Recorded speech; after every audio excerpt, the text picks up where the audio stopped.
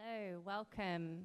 I'm Jasmine from Central London SWP. I'll be chairing the meeting today on Ireland and the rise of the radical left with speaker Gerry Carroll. Gerry is the People Before Profit MLA Belfast. Hey. Lovely. He's going to speak for about 35 minutes, and then there'll be plenty of time for questions and contributions, and we really encourage you to ask any questions that you may have. So without further ado, I'll pass it over to Gerry.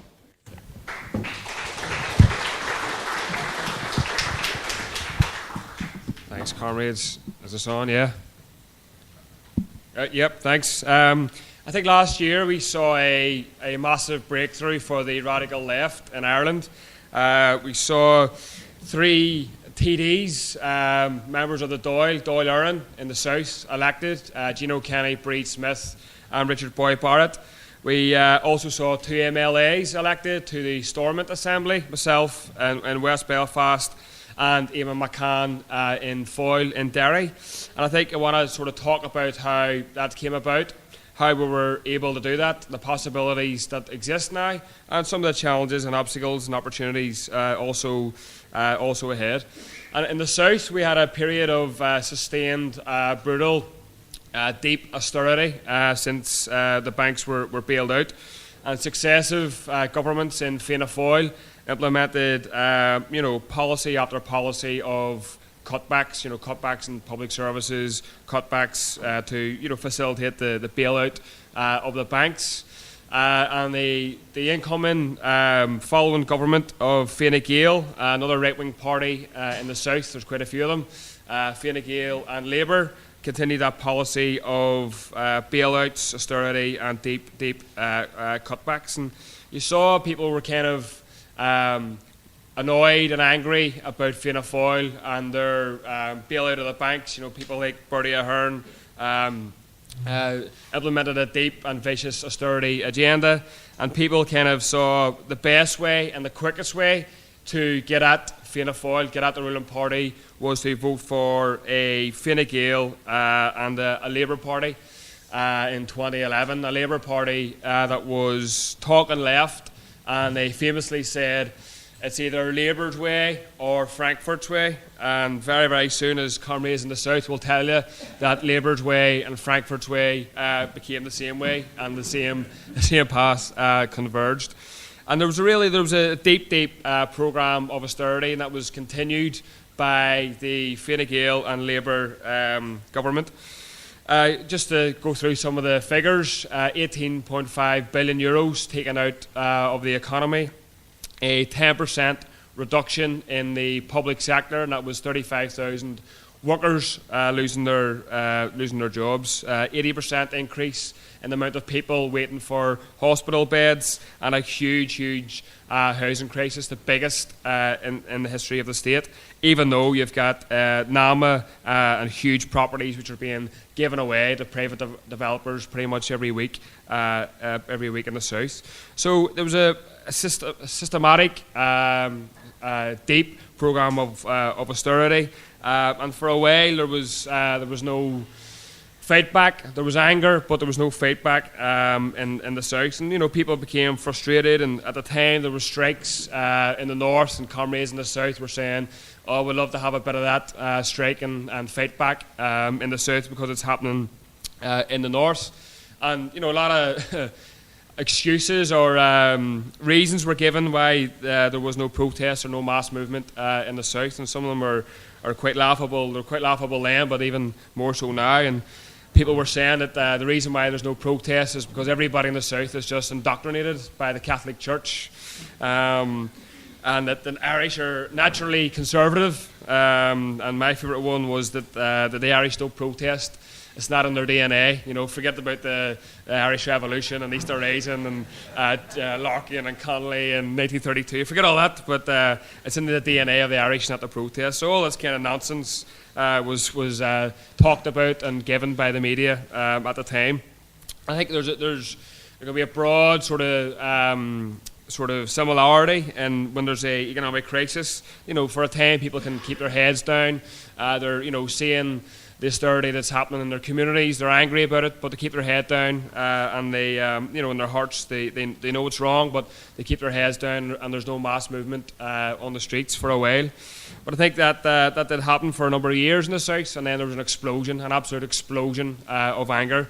And it came in 2014 when the government of the South announced that they were going to implement water charges. So people already pay water through their taxes, and the government at the time was saying that because of EU pressure from the European Union, we have to implement water charges, and people were rightly furious because this was creating a private stream of cash flow for a private organisation, and they were spending more money on creating this private company, Irish Water, than it would have took to fix the pipes and all the problems with water and the water facilities in Ireland. And people were saying that in the wettest country in the world, people were being forced to pay twice for water. It was absolutely scandalous. And in that context, there was a important initiative taken by, we had one TD at the time in the Dáil, Richard Boyd Barrett, and Richard took, along with a party, took an initiative to say we need a broad campaign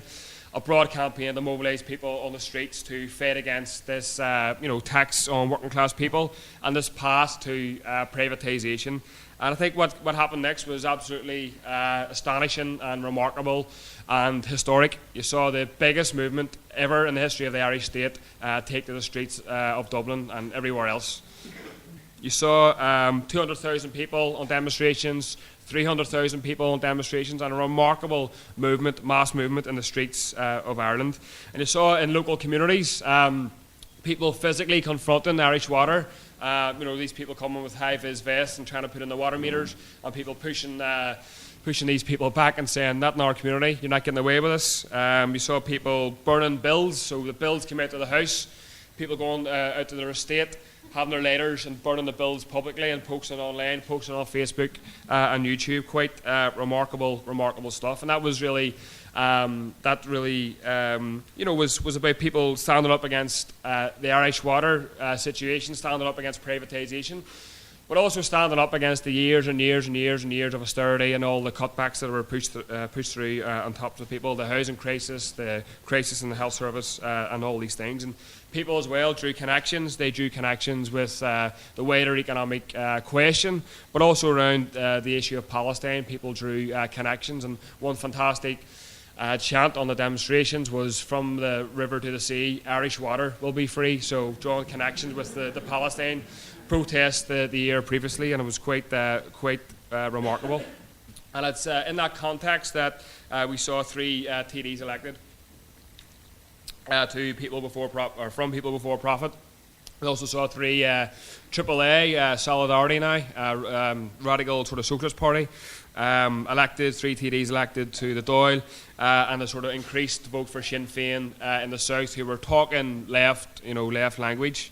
And I think for us, really, the lesson in that, and the reason why that was possible, was we were rooted in the areas. People Before Profit councillors and members were rooted in these areas, with TDs knocking on the doors, organising the local meetings to fight against the water charges, organising the burning of the bills, speaking on the big demonstrations, and people saw us, very much connected with, but also active heavily in the campaign around the water charges. And for us, we kind of made it an election issue.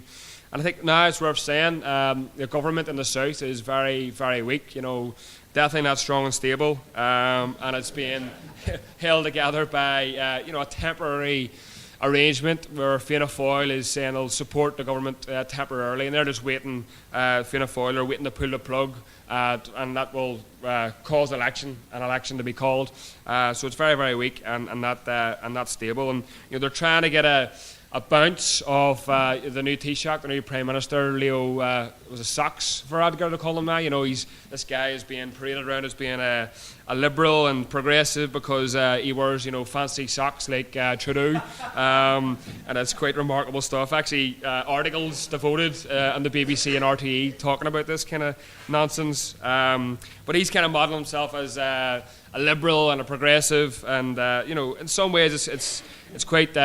It shows you there's been a shift in Ireland because he's a gay man and he's the son of a migrant, and it shows really the transformation at the bottom of Irish society that people understand that this there's obviously no issue with this, and that's because the people on the ground have made mass advances. There's big radicalisation around obviously the marriage equality vote. In the south, there's big radicalisation around the pro-choice issue.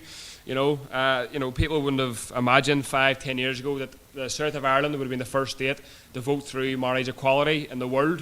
And I think it's possible that the pro-choice argument can be won in the south. It's difficult. You're up against a Catholic Church which is rooted in communities and areas, but I think it's an argument that can be definitely won over time and hopefully quickly.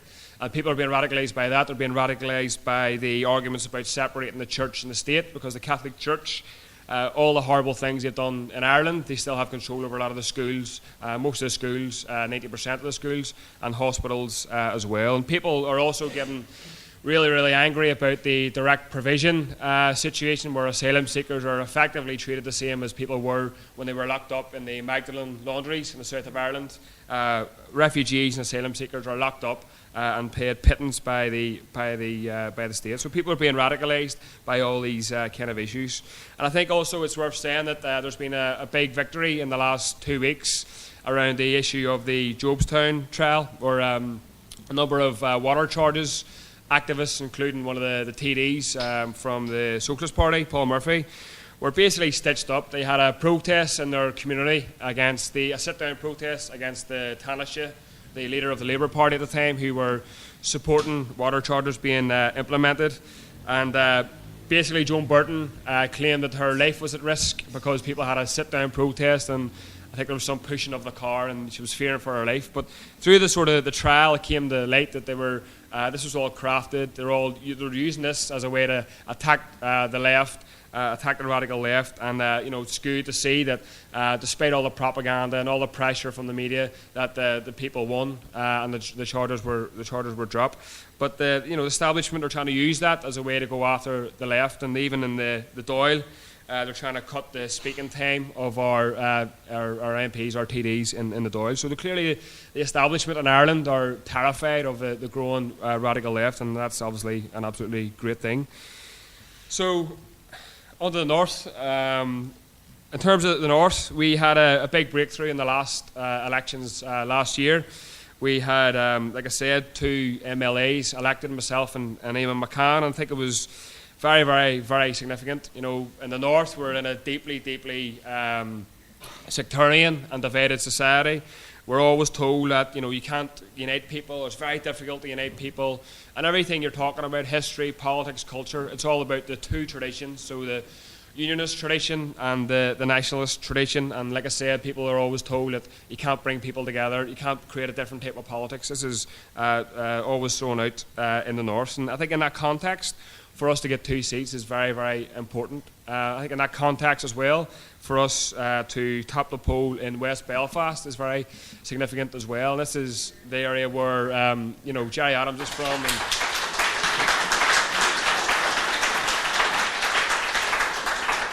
Gerry Adams is from, excuse me, most of the Sinn Féin leadership are from there, and loyalties to Sinn Féin are quite deep there. So I think for us the top of the poll there is very significant. And obviously Eamon's election in Foyle is very significant as well. And for us, really, we saw there was a possibility of gaining seats and gaining votes. And really, people always said that they were fed up, they were angry about Stormont not delivering for the people, they're laying in their own pockets was a constant message and statement that people said. And the peace process generally, obviously people wanted peace. but their lives weren't getting any materially, financially better at all, and all these things, and also on top of the fact that an agreement called the Stormont House Agreement, which was signed up to by Sinn Féin and the DUP, implemented and agreed to implement 20,000 public sector job losses, or voluntary redundancies, as I said, not forced job losses, but job losses, job cuts in the public sector. It agreed to have corporation tax to be slashed to 12.5% to harmonise it with the South, an all-Ireland perspective of lower taxes for the corporations. And all this was contained in the Stormont House Agreement, and people were rightly angered by it, and we saw strikes by the public sector trade unions. So people before profit were elected in that sort of political context where people were fed up with Stormont. And it's worth saying that a lot of the media sort of were scratching their heads. They couldn't understand what happened. How can you have a socialist organisation talking that they're not unionists or nationalists get elected in a deeply divided society, and they couldn't really understand what was going on. And for us, it was simple. It's we're talking the language of ordinary people. We're talking socialist politics, and that's what people want to hear. And for us, it's a strange place, Stormont, for all sorts of reasons. But the first day you go in, you have to sign a register, and basically the options are you can write you're either unionist, nationalist, or other.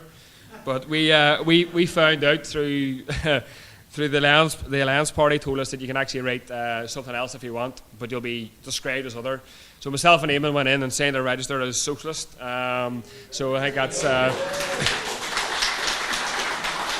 I think that's definitely a first, to sign the register in Stormont as socialist. And another sort of funny story on the first day that we went in, all the parties have different tables in the canteen. So the DUP sit here, Sinn Féin sit there, SDLP sit there, Alliance and all the rest of them sit at different tables. And we didn't know this, of course. And me and Eamon went in for lunch, and we sat down, and some guy from Sinn Féin came over and goes, "I know you took one seat off us in West Belfast, but don't take the whole bloody table," because we were sitting at their table in Stormont. It's just a wee joke. So I think really what was showed is that even in this really divided society in the north, that you can get elected, and that socialist politics can break through. And we had a perspective a few years ago to say that in the context of the economic crash, that there's the possibilities of the left to grow or sectarianism to grow, or the possibility of both in a contradictory way. And it's worth saying that we had a discussion previously about the flag protests at the time where the City Council voted not to fly the Union Jack every single day of the year on Belfast City Council, on the top of Belfast City Council, and the vote was just to fly it on designated days, so the Queen's birthday, Prince Charles' birthday, and all this kind of stuff. And as a result of that, the DUP went around East Belfast and put around 40,000 leaflets and stirred up an argument to say that the union is under threat, British culture is under threat, and we need to campaign and come out against this. So it was obviously done for a number of reasons, primarily because the DUP former MP Peter Robinson lost his seat to the Alliance Party, who were in East Belfast at the time, and they were trying to use this issue as a way to get their seat back, and also to kind of further the cause for unionism and all that kind of stuff. And at that time, there was a lot of protests around the city centre, 2,000 people blocking the roads, and all sorts of sort of difficult stuff going on at the time. You couldn't get into parts of Belfast. There was barricades, roadblocks, all this kind of stuff. And at that time, a lot of people were kind of pessimistic and saying that we're returning to the days of the Troubles. The dark days are coming back again, and there was this kind of feeling that it might be the case. And for us, really, at the time, we understood that this is what was happening here was there's a real material deprivation in people's lives in Protestant working class areas and also in Catholic working class areas. But the DUP and loyalists were trying to use this to say the problem isn't the system, or the problem isn't the fact that Stormont isn't delivering for people's lives. The problem is the bloody Catholics over there are getting everything. It's attacking all British culture. All this kind of stuff was put out, quite nasty stuff. But we knew in that context there's a possibility that the left could grow. And for us, we embarked on a campaign of doing serious local work around a number of issues. One of them was around Casement Park, a development of a GAA stadium in Andersonstown. Basically what was happening was a GAA sports stadium was being developed, but they were trying to impose a stadium of 40,000 people in it in a small area. All sorts of problems of health and safety, residents being ignored, and all sorts of stuff which you don't have time to go into. So we took up that issue and says we support the people against the big developers. There was a campaign around the leisure centres being privatised. The City Council voted to hand over the leisure centres to a private organisation called GLL. I think there's been places in London where they've actually, implemented 0 hours contracts all across the board, and this the leisure centres were given to GLL to run. And also we organised, big campaigns and protests around Palestine as well. So it was in that context, taking up local issues and also wider political issues that we got elected. And I think, people before profit installment was historically important. Not only was it the first time having 2 radical socialists in there, but also 2 socialists part of an organisation which is part of an All-Ireland project in the Dáil in the south as well. And also as well, I think politically important because we were bringing an alternative to Stormont, which hadn't been seen ever. There's a consensus up in Stormont amongst a lot of things. One of them being that corporations had to pay less in taxes, that women shouldn't have the right to choose, that there should be welfare cuts and all sorts of other horrible stuff. And people before profit were challenging that whole consensus and pushing it back and putting it up to the big parties. And also we were the only party to touch the anti-trade union laws, which obviously were passed by Thatcher in the 80s, but they've been devolved to Stormont since 1996, so 21 years. Not a single party has touched it. Sinn Féin, SDLP, or anybody. And we were in there for only 6 months because the place collapsed. Come on that later. But we were in there for 6 months, and we had a bill going forward to say that these trade union laws should be done away with, should be scrapped, and they're completely undemocratic, and also they're leading to a situation where people's lives are getting worse and leading to more inequality. And I think really it's worth saying that it was largely ourselves in Stormont, but also being active on the ground in communities that put a lot of pressure on Sinn Féin to pull down the Assembly in January. We had the sort of details of the RHI scandal. I sort of talked a bit about it yesterday, but just briefly for people who weren't there, it was a scandal where the DUP were paying £500 million to companies, big multinational companies, to pay them to burn wood pellets to alleviate climate change, which they don't believe exists. But it was all sorts of financial scandals at the heart of that. People connected to the DUP were involved. This money was going to companies with Ferraris at the front of it, all sorts of horrible stuff. In that context, we called a protest at Belfast City Hall. Comrades called a protest in Derry, in Guildhall. We had a couple hundred people on it, and our slogan was clear: Arlene Foster must go. This is financial corruption, and she should be kicked out. Sinn Féin were quite quiet, and they were embroiled in the whole RHI stuff. I don't have time to go into it, but they were very quiet. And a half an hour before our protest kicked off, Martin McGuinness came out and says that, maybe Arlene Foster should go. Maybe she should go. And then that put a lot of pressure on Foster. And the point I'm making here is that Sinn Féin felt pressure to act. They were coming under pressure from their grassroots to do something, to stand up to the DUP, and we played a part in putting them under that pressure to pull down Stormont. And they were looking over their shoulder. We topped a poll in West Belfast. They were terrified of that. Eamon got a seat in Derry, and they thought if they don't do something drastic, they're going to hemorrhage more support. So I think it's important to draw that out. So I think it's been a good period for us. It's been a hectic period. 3 elections in a year is quite tough. Put a lot of miles on the clock. I think we had a couple of setbacks. Eamon unfortunately didn't retain a seat. It was a new boundary, so previously there was 6 MLAs in each constituency.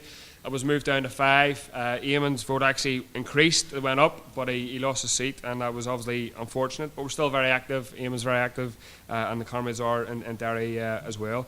And also, as a result of topping the poll in West Belfast, Sinn Féin weren't quite happy about that, as you'd probably imagine, and they put a hell of a lot of effort and pressure on us. I mean, they put up posters in the last 2 elections saying hard border brought to you by People Before Profit, DUP and TUV, and that brings back memories of Troubles, hard border, British Army, and that poster was put up in West Belfast to try and associate People Before Profit with right-wing parties like the DUP and UKIP, and obviously our reasons for opposing the EU are completely different, which I'll hopefully go on to in a second.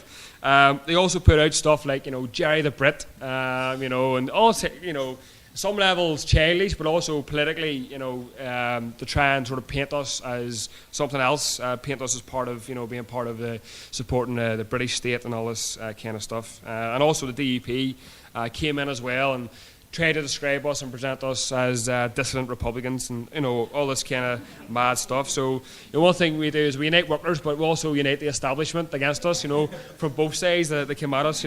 All things the old people in the establishment. So I think in that context, they're coming under massive pressure from the richest and largest organisation in Ireland. For us to get re-elected in West Belfast was quite an achievement. So. Stormont, at the minute, there's no sitting of it. There's a period of ongoing negotiations, after the collapse of the Assembly in January around the RHI scandal. And it's worth saying that Sinn Féin are now saying that there should be Act na Gaeilge, an Irish Language Act. They're saying there should be marriage equality implemented, and we're saying absolutely those two things should be implemented indeed. But we're saying they need to go further. The posters up in West Belfast calling Sinn Féin as the party for equality. But what about women's equality? They say nothing about the gender pay gap. They say not. Well, actually, I was going to say they say nothing about abortion. They're opposed to abortion rights for women, and they do nothing and implement policies which are making economic inequality worse. So they're presiding over welfare cuts and presiding over a policy to cut taxes for corporations. So I think any deal we're saying has to have those things at the heart of it. It has to have real equality at the heart of it, both social, political and economic as well. And since really, just to understand a bit in the north, the sort of mentality, since the peace process began, and today still there's this idea and this effort to say that we'll have to get Stormont up and running and keep it up and running at all costs. And there's a belief that if you don't, and if you collapse Stormont, that we'll all go back to the Troubles and go back to the dark days and all that kind of stuff. And it's worth saying that since Stormont has been pulled down, you saw actually people taking control of their lives. You saw massive protests for the Irish language, thousands and thousands of people demanding a Irish Language Act. We saw big protests against the cuts to the youth centres in Belfast, Derry, Newry and everywhere across the north. And we're saying that it's those protests, it's those campaigns where real progress is going to be made, not through sitting back and waiting for a deal to be done by the parties up in Stormont.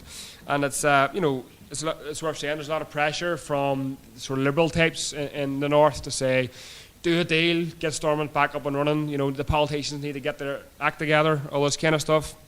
And we're saying quite clearly that they shouldn't be doing a shoddy deal. We've got one right-wing government in Westminster. We don't need another one in Stormont just for the sake of it. Two's too much. We're saying quite clearly that any deal has to have marriage equality, Irish Language Act, and economic equality at the heart of it. And I think we're saying quite publicly as well, if they can find money for the DUP, then they can find money for pretty much everything else.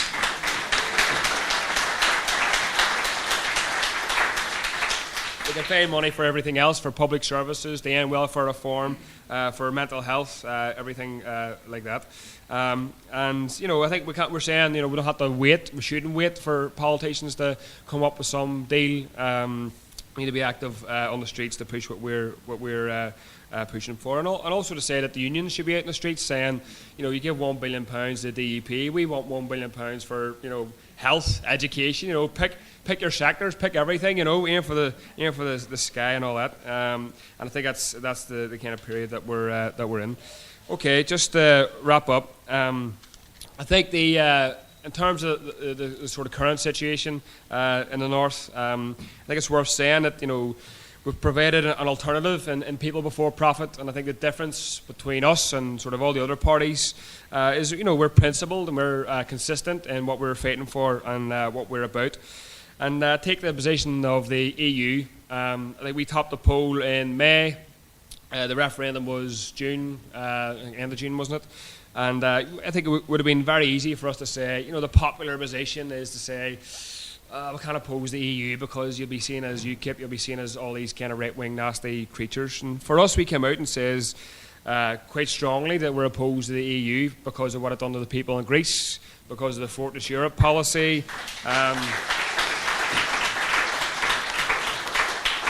And also all the economic policies that Corbyn's talking about is all illegal, not allowed under the European Union. So we came out, strongly and said we're opposed to the EU for these reasons. We're honest and we're upfront with people. And pity the honesty didn't, like I said, extend to Sinn Féin, who tried to paint us through posters and through media and all that kind of stuff as being for a hard border, absolute tripe. We're saying we're opposed to a border, soft, hard, whatever, in Ireland, and we go further than saying we're opposed to it. If there is any attempts by the EU to install a hard border, we're saying civil disobedience on the streets to bring it down and don't make it possible.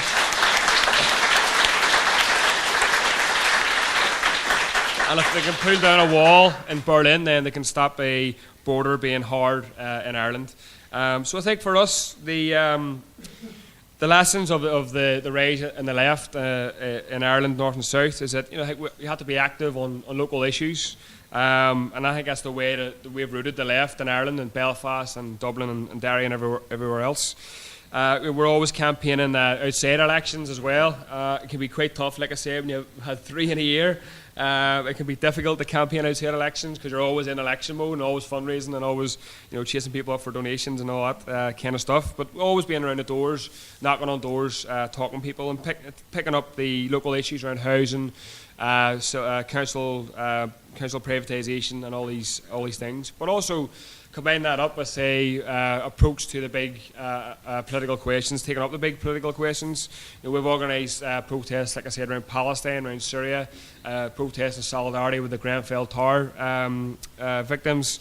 And for us, that's really the project, doing the local stuff and combining it and connecting it up to the wider political questions. And so we have a constituency office that's dealing with hundreds and hundreds of cases every period.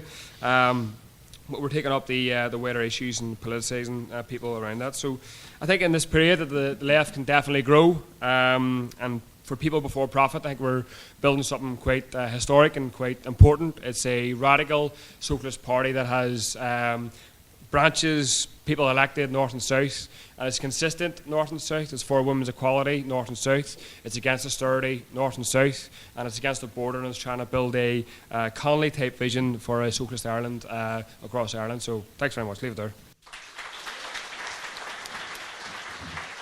I know Gerry. I can vouch for him that he is an absolute stalwart in the activism field. He's out there in the front line every day in Belfast on social issues. It's West Belfast, and I think a lot of people here may be familiar with West Belfast, but it is one area that has the highest social and economic deprivation in Europe. It's also a post-war community, and we have a lot of mental health problems in West Belfast.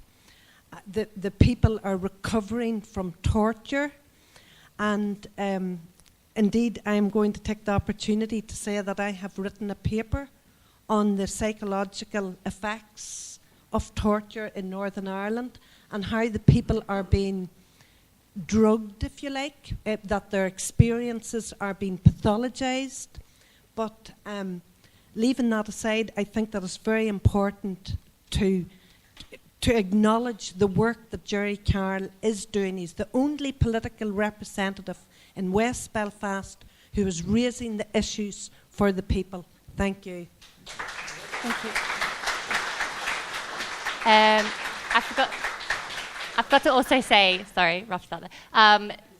Everyone gets 3 minutes just so that we can all, like, as many people as possible get a chance to speak. And from now on, I'll do the pointing thing. So we've got the guy at the back in the red shirt, and then this guy here.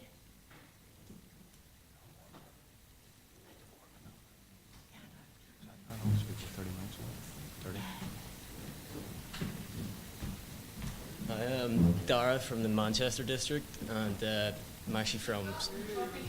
Sweet. I'm Dara from the Manchester district of the SWP, but I'm originally from South Belfast myself, and so Emma Little Pangeli is my representative. Sweet. Yeah, sweet. Can you hear us? Yeah. I'm Dara from the Manchester district of the SWP, but I'm originally from South Belfast, and Emma Little Pangeli is my current MP at the moment. And just with the 12th coming up in a couple of days, the flags have been going up all over the streets, and so over the past 10 years or so, there hasn't been so much open asking for them to be taken down. But then this year was the first time that about 300 constituents in my constituency came out and protested against the flags and asked for them to be taken down, because a lot of them are supporting the UVF, which is a known paramilitary organisation. And then Emma Little Pangeli, her comment on it was that she has received no complaints from the constituents. And so this is our representative in the House of Parliament for not to take 300 constituents' views into consideration and to just denounce them. It's pretty shite. I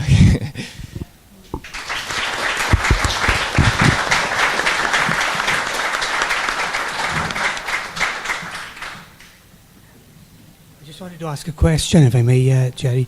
I was quite surprised. I tried to follow politics in Ireland, and I was wondering about the response within the loyalist unionist community to the Cash for Ash scandal, because I thought to myself, you know, £500 million, £500 million have literally gone up in smoke.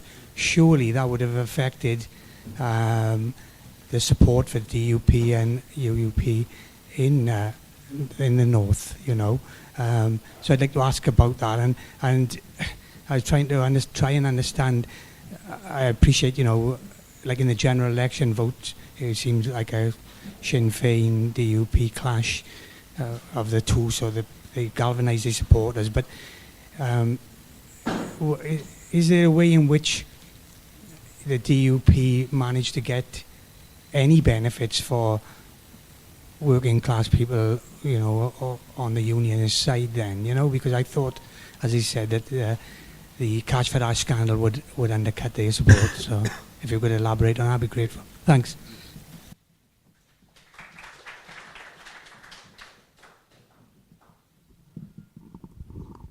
Right, John Molyneux from Dublin, Irish SWP and People Before Profit. I just want to talk a little bit about how in People Before Profit we posed the question of United Ireland. You see, the traditional way of posing this on the Irish left was in terms of the past. You evoked the names of Wolfe Tone, of the men of 1916, James Connolly, Padraig Pearse, their sacrifices, etc., etc.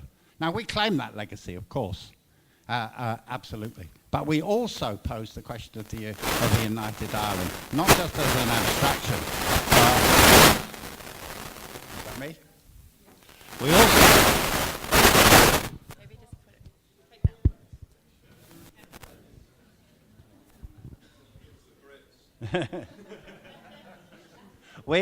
We also posed the question of United Ireland with a view to the future. You see, what we can argue quite concretely, is we want a different united Ireland.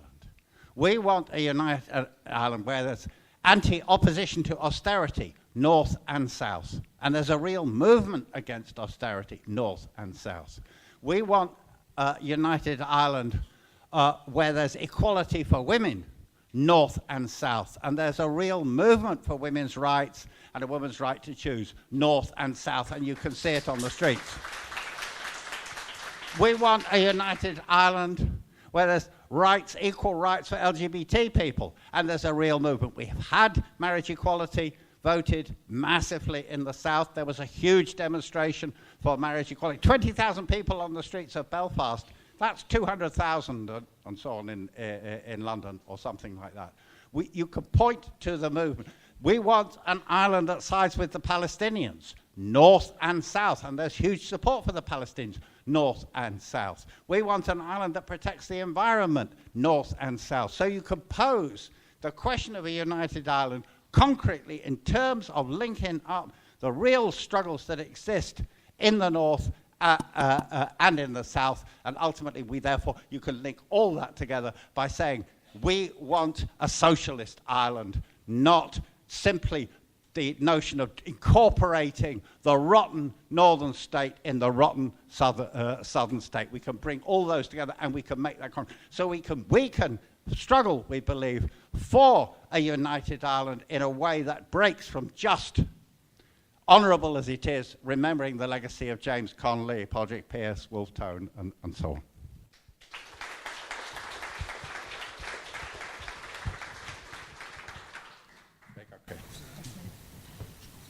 I just wanted to talk a little bit. Can you hear me? I just wanted to talk a little bit about the issue of abortion and sort of bringing in the Catholic Church as well. Because we have had an extremely successful, what we call the Repeal the Eighth campaign in Southern Ireland. Is everybody familiar with what the Repeal the Eighth is? Yeah. And it's enshrined in our constitution, so there has to be a vote, a national vote on it to get rid of that, the 41.3, I think it is, or something, of the Act. And there has been a massive, massive campaign on that, which has been fantastic altogether. Some of it is quite middle class, but actually there's a lot of very working class, young women particularly, fighting in it. And we have recruited quite a few people around that issue.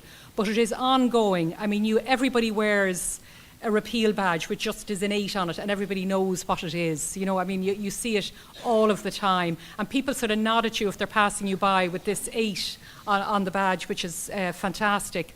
But there was also an issue with a maternity hospital which was being moved because it's in the city centre and was very small, and they were moving it out to land which was owned by the Catholic Church.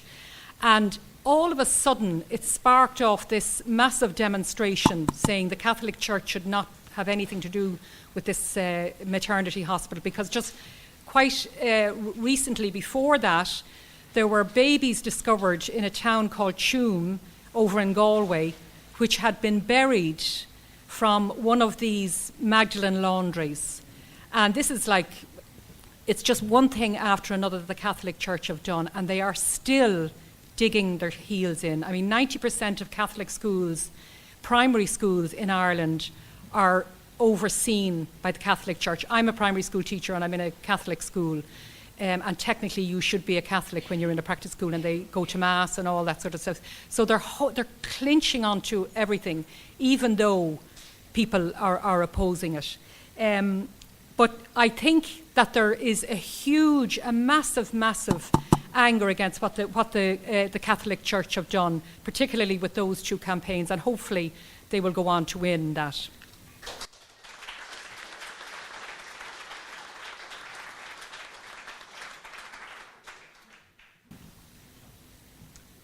Hi, I'm James from Long Island. I just had a couple of questions about the internal contradictions the DUP is facing, given its overwhelmingly working class and impoverished voting base, but then being right wing economically, and so they've just got this huge amount of money right from Downing Street, and what are they going to do with it? You know, if they build, you know, hospitals and roads and things like that, then I'm not sure we're really totally against that. But it's, I mean, but then if it's something like the RHI scandal, which is the giveaway to their constituents, then that's another thing entirely. And they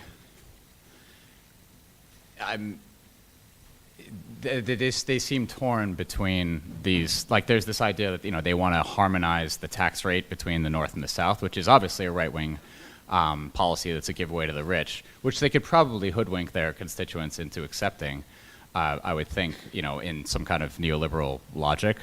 But on the other hand, you know, if they do good social spending things with it, then it could be like a bad fairy effect where like the evil pixie grants your wishes.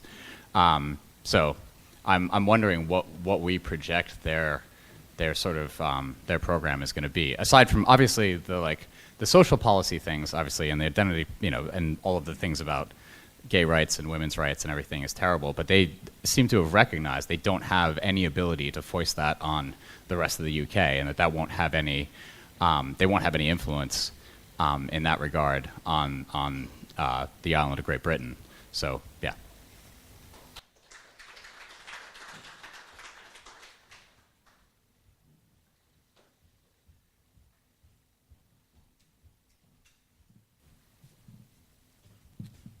Colin Bryce. Gerry won't thank me for telling this story, I'm sure, but I think that there was an enormous parallel with what Gerry did, and to appreciate the scale of the breakthrough Gerry made when he topped the poll in West Belfast. I think you have to see it in the same way as the Corbyn surge happened. I mean, there was a video posted during that election campaign of a crowd of young people standing in a fish and chip shop on the Falls Road in West Belfast, jumping up and down, and I won't swear, but they said, Gerry Carroll, Gerry effing Carroll, Gerry Carroll, Gerry effing Carroll. There was a really incredible, euphoric mood about that. And that's a kebab chef, sorry. And it really did. Gerry really gave expression to something, a very, very deep yearning for something different. And not just Gerry, I mean, it's a real tribute to the stalwart work, you know, that he's done, and people before Profit have done, but also people like Fiona Ferguson in North Belfast, Gerry, and so on. A brilliant campaign in an area that's deeply divided between Protestant and Catholic enclaves. She ran a campaign that worked, you know, sort of in both areas, that talked about the common issues that united people there. The thing I want to say is, Gerry mentioned the Casement Park redevelopment that the people before Profit campaigned on in West Belfast. What's significant about that is that it was a Sinn Féin Minister of Culture and Sport, Cara Nehullion, who was behind this big move by the GAA to redevelop Casement Park in the centre of the Falls Road, to turn it into a big stadium where they'd attract, you know, all the top promise was we'll attract international acts and this will create tourism in the north of Ireland and property prices will go up and all the money will trickle down to the people. And this was their neoliberal vision. They used public money to pump it in and redevelop this, and then everybody will benefit. Everybody will live happily ever after. And they just didn't even consult the people who lived close by. And when people heard about it, people in the local social club and so on, they were outraged about the fact that they weren't consulted. And Gerry's campaign, I think, was a really important part, and actually stopping that. The Sinn Féin was really put out by it. But it hints at what Sinn Féin have bought into, and it's the same process that the DUP run as well. The public sector is an enormous thing in the north of Ireland, and often that's just talked about in terms of public sector jobs and the imbalance and why we have to cut down the public sector.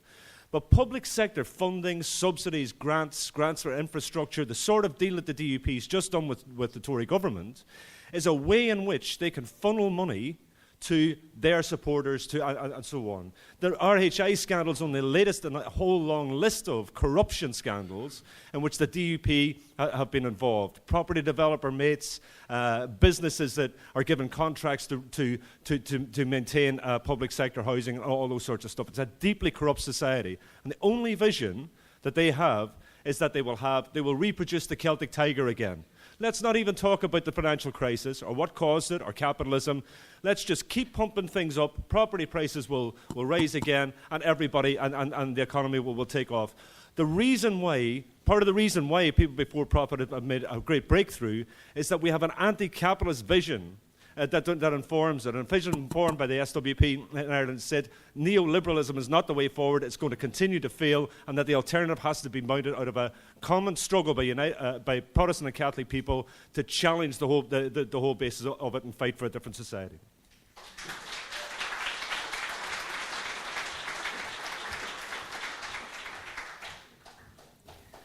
Yeah, I'm from People Before Profit and the SWP in Dublin. My sister was actually one of the TDs that got elected for People Before Profit in Dublin, Breed Smith. And I just wanted to talk a little bit about the water charges that Gerry referred to, because it was hugely important for us relating to that movement and actually starting that movement. In fact, I mean, it took a while before it blossomed into the enormous movement that it became, but we've been pushing for that for some time at trade union-sponsored conference and that. I don't have time to explain the background, but anyway, it's suffice to say it was hugely important and very, very exciting to be part of. And the effect that it has had on working class people. We talk as Marxists, don't we, about people being involved in struggle. It gives them confidence and courage to go on and take on much bigger issues and consider themselves in a way that they never did before. And that is exactly what you saw happening almost on a daily basis over the last 2 years. I remember canvassing for People Before Profit for a whole series of elections. You'd knock on the door, middle-aged woman would come out, you'd say, we're canvassing about the elections. Hang on, I'll get him. Going in to get her husband. Now you knock on the door, you say, we're canvassing for the elections. Right, now, I'll tell you what we'll do. And they are stuck in because they were the ones who, when the Irish Water, it was called Irish Water, the company that got the job of putting in the water meters outside the home, they were the ones who came out and sat on the meter with their stool and their knitting and said, you bloody are not. They were also the ones who then, at the head of the demonstrations, and there were 8 demonstrations that would have been the equivalent of around 250,000, some more, in London. And people came back from those things and they were 10 foot tall. And it was out of that water charges movement that we were very fortunate in being able to grow People Before Profit in a way that was wonderful, because they were telling you, those same women and others, we need a revolution. They were telling us we need a revolution. Now, okay, they haven't got the whole Marxist program and everything, but they know they want to get rid of that bloody shower. And we have been able to recruit from that movement to People Before Profit, and from People Before Profit we've been able to recruit to actually how you really do get a revolution, is you do need a revolutionary party, and many have joined the SWP as well. It's still a work in progress, obviously, but it's a fantastically exciting thing to be part of. And it has rolled over into the social agenda, if you like. So when we had that magnificent vote, and I think there's very few countries that did, by popular referendum, vote in marriage equality. When we did that, and when that happened, it was in the working class communities that the water charges movement was strongest, that you got the huge vote, over 90% in most working class areas in Dublin, or the strongest working class areas in Dublin. You got that vote for the marriage equality agenda as well. So I just one last thing about the way this whole movement is moving has pushed the agenda leftward. Sinn Féin, who at the start of the water movement, I personally may not pay my water charges, but it's up to you all, are now pretending that they were the ones who started it. Even Fianna Fáil, one of our ruling class parties, who brought in the concept of water charges 5 years ago, now claim to be the ones that are standing against it. They're all pushed leftward by the movement. And this is the mood that we are thankfully being able to swim in and push even more leftward. The Shinners used to say, as Gerry will tell you, they had a phrase in Irish saying they're Chucky our law, which means our day will come. We call them the Chuckies, actually. That's a little... but Chucky our law, it feels like your day has come. when you see those magnificent movements and the success that we can make when we intervene in these anti-austerity struggles, both for the struggles themselves, our communities and our party.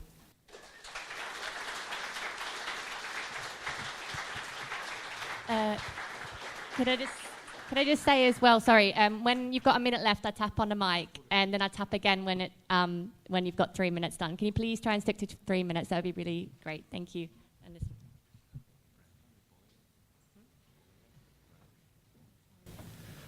I had quite the sort of pleasure, if you would, of being introduced to politics and radical politics from Gerry here as well. I went to university in Queens from 2009 to 12, and what was a very key moment during that time was the student demonstration in 2010, where there were thousands of students, obviously in solidarity with what was going on in the wider struggle in the UK here.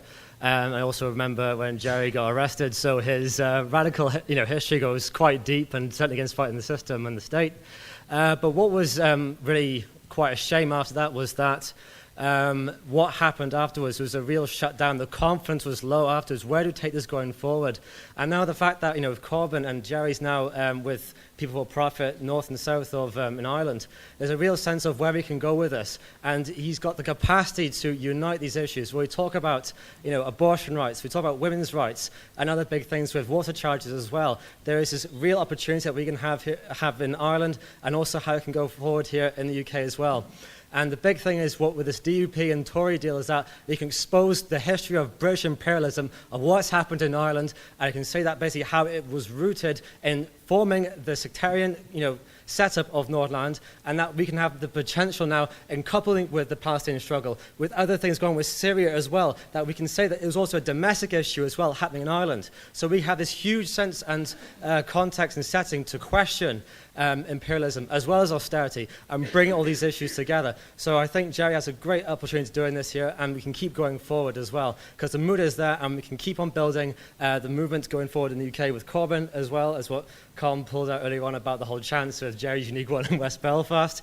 But it can really keep going if the grassroots keep going there, but also at the same time we got to keep the trade unions in check as well, saying that let's just see what happens, and let's just see what, if they can keep going forward. No, it has to keep on the streets. That's what he said. Civil disobedience is what's in order if they don't listen to the people and the working class struggle. So it has to keep forward the anti-austerity movement and other things as well surrounding the wider issues. Thanks.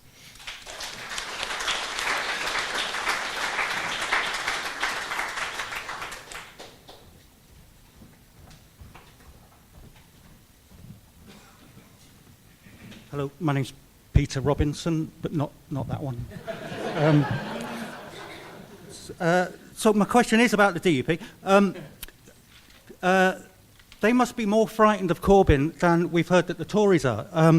And the fact it's understandable that they want to prop up Theresa May to keep out Corbyn. And it's a disgrace. They're on the wrong side of history, as they always are. They're the forces of disgusting reaction. But with the £1 billion in their pocket, what are they going to do? This politics in Northern Ireland is always like on a delicate balance, and this I would have thought has a distinct possibility of completely throwing that into up in the air. What are they going to do with it? Are they going to, spend it on more wood chips, or are they going to, or there's a possibility that they, if the trade union, you said there was a couple, there were some strikes in the last few years. Are the trade unions going to be able to say, you've got this now? Let's smash the pay cap. Let's invest in the schools and hospitals. Or will they just invest it in their areas? That kind of thing. The other thing is, I'm from Lewisham, and during the election, I know Sinn Féin put out some leaflets about Lewisham, about people before profit. That was Lewisham people before profit, saying that you'd stood on election platforms with with UKIP, and in actual fact, it was our disgusting lot in Lewisham who had stood on platforms with UKIP because they hate the Labour Party as much as they do, as much as UKIP does. But so I'm sorry about that. Yeah, no, of course it wasn't you. It was people we bloody try and avoid. But the thing is there any prospect of, now that there's a Corbyn's kind of resurgence? Is there any prospect of people saying actually there could be a progressive Brexit? We could have more workers' rights after in this process if we go with class politics, which the prospect has been raised. And lastly, this is maybe not the most important question, but in fact two. One important question is what is the prospect of there being a border poll in the forthcoming months? There's it was raised a few months ago. I'd have thought now that the DUP have got more have recaptured the strength, that might not be on the agenda anymore. Could you answer that? And also, because Corbyn has had links with the Republicans in the past, what's Sinn Féin saying about Labour now? Thanks. Hi, this is just really a quick bit of revolutionary feedback for Gerry and the comrades in Ireland. I don't know if you're aware of the extent to which the water charges campaign in Ireland is a kind of fodder and an argument that we're able to use in Britain in our campaigns. It has been difficult in Britain and indeed everywhere, campaigning over the past few years when you don't have a huge victory to point people towards and to say, if you follow, this is the kind of strategy we need, this is the kind of mass movement we need, if you do this, you can influence government policy. But when you're in a situation where you've got the equivalent of 6 million people out on the streets of Dublin, nanas knitting as well, so the two sort of aspects of direct action, if you like, and a mass street movement, in a campaign that actually forces, now I'm not sure if I'm right on the numbers, but something like over 90 TDs who were elected in the last election in the South, even from right-wing parties, actually were elected on an anti-water charges platform. That is absolutely tremendous fodder for us, and it's something that we have used. My branch of the SWP is really heavily involved in the anti-fracking campaign, and when we have people sitting around saying, on the one hand, you can write letters, on the other hand, you can do nothing very much, you'll never influence it, we say, look at these guys, look what we did, that's the way to go, and it's been tremendously useful.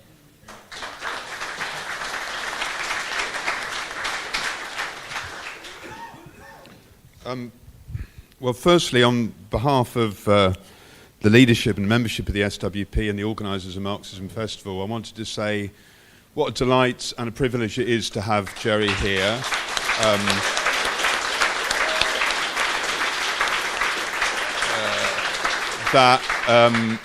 We've really benefited from comrades in Ireland in the past, and all the comrades from Ireland who've come this year, you're massively welcome. We can all learn from one another, and I hope that you'll take fully part in talking to comrades from Ireland and learning together as one of the great advantages of Marxism.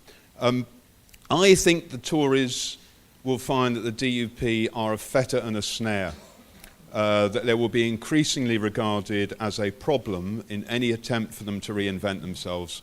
Here's some evidence. On the Queen's Speech debate, when Labour moved an amendment to say that women from Northern Ireland should be allowed to come to Britain to have abortions on the NHS, which had been defeated in the Supreme Court only a few days earlier, the Tories gave in on it. Why? Because they feared they might lose the vote, but also because it would have demonstrated just how reactionary the DUP were. Their speeches around that question and the fact that they would have been voting with the most reactionary people in Parliament around it was something that was going to highlight the right-wing nature of the DUP and the right-wing nature of the Tories if they had supported them. And therefore, it's a very, very unstable alliance. Of course, they have an interest in sticking together, but don't think that this is something that is just going to mean plain sailing for the Tories in the future. I wanted to ask about Corbyn. and whether it has an effect in the north. Because clearly, the Labour Party doesn't organise in the north. We're against the Labour Party organising in the north. But I would have thought that there must be discussion, particularly as Corbyn has clearly a much better position around the question of Irish unity and about the question of being against the British presence and so on. I mean, it was attempted to smear him that he was an IRA terrorist and so on. But nonetheless, it is true that Corbyn has campaigned for decades against the torture and the imprisonment and so on of Republicans in the north, and also by talking about actually in some of the same issues that people before profit raise in Ireland. I wondered what the discussion about that, because clearly, in our situation, one of the differences is we have this mass social democratic organisation that's different in Ireland. The Labour Party is much more either doesn't exist or has been discredited by the position it took of implementing austerity as part of the coalition in the south. But I wondered whether there had been discussion around that question. My final thing is, I don't think people for profit do take the money from the Assembly anymore. I wondered, do people still get paid because even though the Assembly is suspended?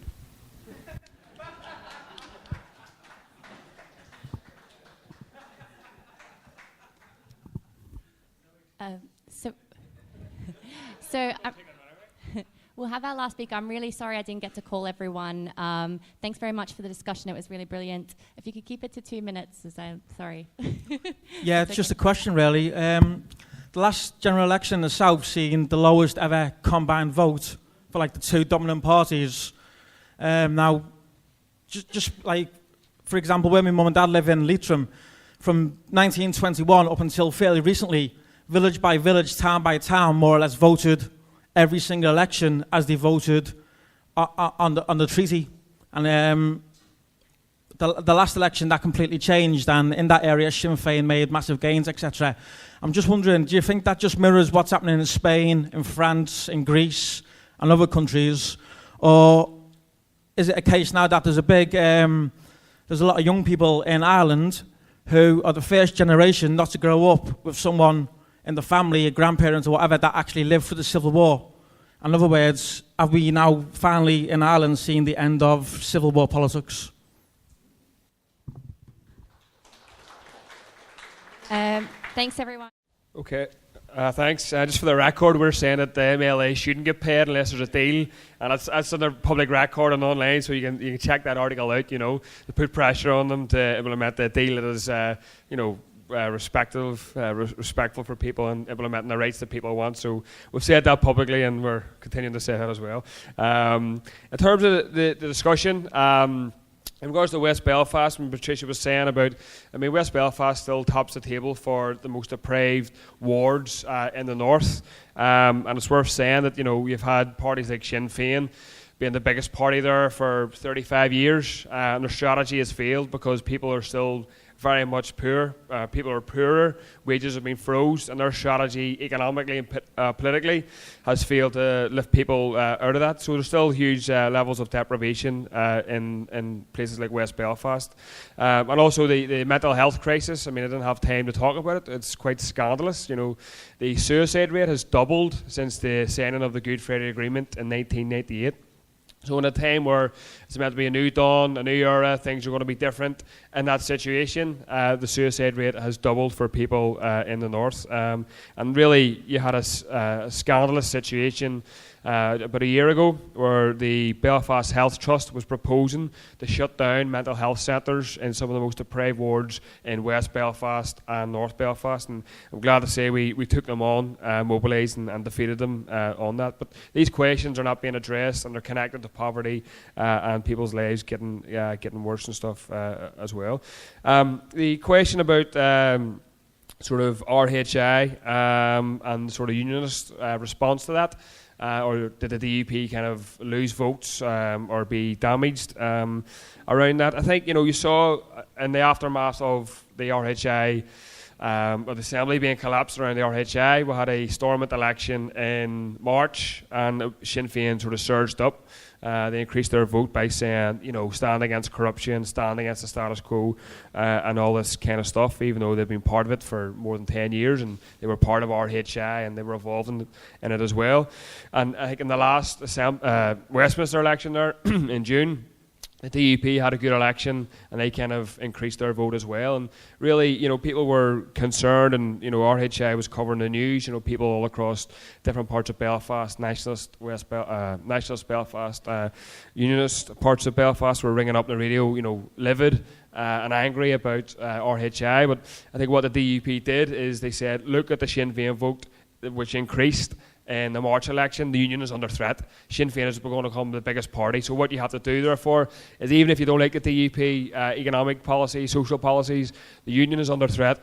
You have to come out and vote for the DUP. And the DUP had a bit of a bounce in the Westminster election. So they beat the drum. They beat the orange drum, and they talk about the threat of Sinn Féin. And they were sort of saying, not quite, United Ireland is on the horizon, but they had leaflets going around with a clock ticking, and they say that the union is under threat. So all this kind of stuff was put out by the DUP because they recognise there's anger over RHI in working class areas, but they wanted to drive it into support for the union. So the and just the contradictions around the DUP. And I think, a lot of people are saying, and the comrade asked about where's the money going to go, and the truth is we don't know yet. But if you look at their track record, the RHI stuff was grants going to people who, family members of DUP special advisors in areas where the DUP were very strong, like, South Antrim and different parts of Enniskillen where Arlene Foster was from. So their track record shows you that their money will be going to places like that if they get their way. And also the fact that they've deep connections with loyalist paramilitaries. The Social Investment Fund I talked about last night, a fund given to support, community organisations, but a lot of it went to organisations with connections to UDA commanders, and the UDA, their political organisation, the UPRG, were canvassing for Arlene Foster in the DUP, in the most recent election. So people are quite right to go, where's this money going to go? And I think we're saying that first and foremost, it has to be open and transparent about it, but we have to say that we shouldn't sit back and wait for them to come up with some kind of deal. Like, now is the time for the unions to come out and say we want this money and more to go into health service, education, public services, and into people's pockets. I think also the DUP and the Tory deal shows you this. In the north, we're told this, that the British state was neutral and neutral arbiters when it came to the north, and laughable stuff. We knew it was never true, but now it's more out in the open that they've got this deal, and they've got a connection to say that they're both pushing for no prosecution for soldiers who were involved in Bloody Sunday or Ballymurphy massacres. So there's a connection with imperialism, and the DUP are obviously standing side by side the Tories on that question. Just in terms of Corbyn, the Labour Party are active in the north. They're involved, but they don't stand in elections. But I think, for us, we took the Corbyn sort of ideas, and we were associated very much with Corbynism in the north, and because we were saying quite openly we're for free education, so is Jeremy Corbyn. We're for making the corporations pay more taxes, so is Jeremy Corbyn. We're for rights for LGBT people and women. And on the economic questions, Sinn Féin and DUP are agreed that corporations should pay less taxes. They've never come out and say they're for free education as well. And I think we're saying quite clearly we're trying to relate to people who are looking towards Corbyn or who are looking towards the Labour Party in the north, but we're saying you have to build a grassroots organisation in Ireland, and you can't simply just transplant the British Labour Party into the north in the hope that it'll grow. So just to kind of finish up, a question about the trade unions. I mean, there was big strikes against the Stormont House Agreement, the 20,000 public sector job cuts, the agreement which says that corporations should pay less in taxes. But the problem was that the unions buckled, to be frank. The trade union leadership buckled and they called off the strike action. And there's all sorts of issues with the trade union bureaucracy generally, but there's a particular thing in the north where if Stormont is threatened with collapse, the trade unions often back off and say, we can't go the extra mile and we can't put pressure on Stormont because it will collapse. And it's worth saying that they've been very, very quiet. Maybe there's a statement somewhere, but the trade unions have not been out publicly around RHI and saying that we should get this money into our members and into our services. They've been very quiet over the £1 billion that the Tories and the DUP have signed up to. So the unions need to be coming out and being much more stronger as well. Right, border poll in wind up. The question of the border poll, I think it's we're saying quite clearly that if people in Scotland can have a second referendum, people in Ireland have a right to have a border poll on the question of a united Ireland.